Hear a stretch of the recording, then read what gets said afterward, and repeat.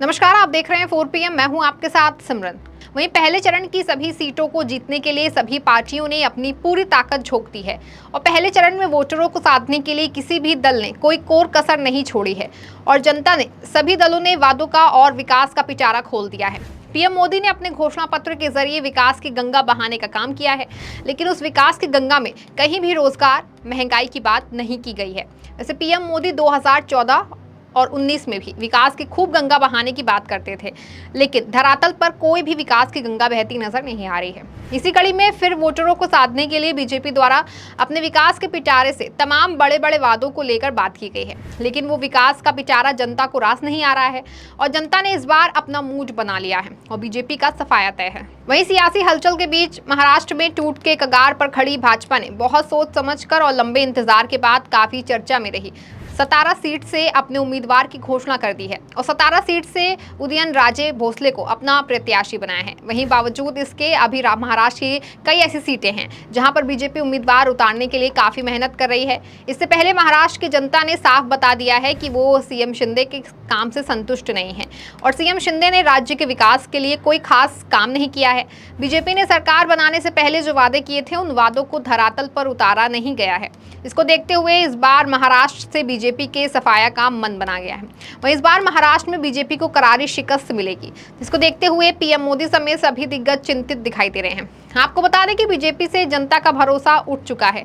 जनता PM Modi के झूठ वादों को सुन सुनकर परेशान हो गई है, जिसको देखते हुए बीजेपी सभी को नए तरीके से साधने में जुट गई है और अपने नेताओं कार्यकर्ताओं के माध्यम से डोर टू डोर भेज करके अपने कामों को गिनाने का काम कर रही है। वहीं सतारा सीट का मुकाबला बहुत दिलचस्प हो गया है। बता दें कि इस सीट से शरद पवार ने शशिकांत शिंदे को अपना उम्मीदवार बनाया है। वहीं बीजेपी ने छत्रपति उदयनराजे भोसले को चुनावी मैदान में उतार दिया है। बता दें बीजेपी ने अपनी 12वीं लिस्ट जारी करते हुए सतारा सीट से उम्मीदवार की घोषणा की है। आपको बता दें कि महाराष्ट्र में सतारा लोकसभा क्षेत्र राज्य के 48 संसदीय क्षेत्रों में से एक है। सतारा लोकसभा निर्वाचन क्षेत्र चुनाव 2024 के लिए मतदान 7 मई को तीसरे चरण में निर्धारित है और इस सीट से नतीजे सभी सीटों के साथ 4 जून को आएंगे। वहीं 2019 के लोकसभा चुनाव में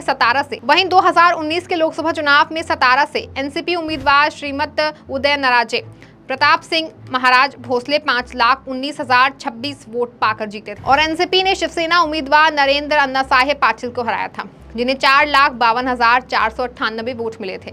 बता दें कुल वोट शेयर का एनसीपी को 52% वोट मिले थे। आपको बता दें कि महाराष्ट्र के पूर्व मुख्यमंत्री शरद पवार सतारा से हैं और सतारा लोकसभा क्षेत्र में 6 विधानसभा सीटें वाई, कोरेगांव, कराड उत्तर, सतारा, कराड दक्षिण और पाटन है। वहीं 2014 में देश भर में मोदी लहर के बावजूद एनसीपी के उदयनराजे सतारा सीट से जीत हासिल करने में कामयाब रहे और सांसद बने और उन्हें 5,22,531 वोट मिले, जबकि दूसरे स्थान पर रहे निर्दलीय उम्मीदवार पुरुषोत्तम जाधव को 1,55,937 वोट ही मिले थे। वहीं इस बार भोसले को शशिकांत शिंदे टक्कर दे रहे हैं, जिसका नतीजा कुछ अलग देखने को मिलेगा। जिसका मुख्य कारण शरद पवार का गृह जनपद है, जिसका लाभ पवार को मिलेगा।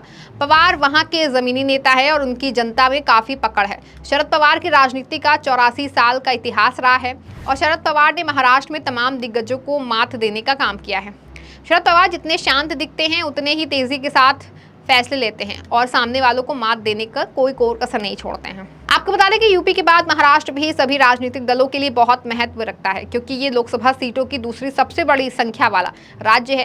राज्य में लोकसभा की कुल 48 सीटें हैं और महाराष्ट्र में लोकसभा चुनाव के रण में बीजेपी, कांग्रेस, शरद पवार की एनसीपी, अजित पवार की एनसीपी, एकनाथ शिंदे की शिवसेना, उद्धव ठाकरे की शिवसेना, यूबीटी, वंचित बहुजन आघाड़ी और ओवैसी की पार्टी एआईएमआईएम है, जिसे देखते हुए कुछ कह पाना या नामुमकिन लग पाता है। इस बार महाराष्ट्र के रण में कौन अपनी बादशाहत को कायम रखने में सफल होता है, क्योंकि उद्धव ठाकरे का अपना भी इतिहास रहा है और उन्होंने सीएम रहते हुए तमाम कार्यों को किया है और महाराष्ट्र को विकास के पथ पर आगे पहुंचाने में बहुत काम किया है। उनके कामों से वहां की जनता काफी परिचित है, जिसको देखते हुए इस बार के चुनाव में बीजेपी के लिए राह आसान नहीं है। वहीं अपनी हार की डर से बौखलाई हुई बीजेपी कुछ भी बोलने से बचती नजर आई है। पीएम मोदी की लहर कम हो चुकी है। बीजेपी की जनसभाओं में जनता जाने से कतराने लगी है और अब पीएम मोदी की जनसभाओं में पहले कितनी भीड़ दिखाई दे नहीं पैच और अब पीएम मोदी की जनसभाओं में पहले कितनी भीड़ दिखाई नहीं दे रही है, जिसको देखते हुए पीएम मोदी बहुत उदास नजर आ रहे हैं और पहले की तरह की चमक पीएम मोदी के चेहरे से गायब है। वहीं पूछे जाने पर मोदी जनता को जवाब तक नहीं दे रही है और बीजेपी के नेताओं को जनता के द्वारा दौड़ाने का काम किया जा रहा है।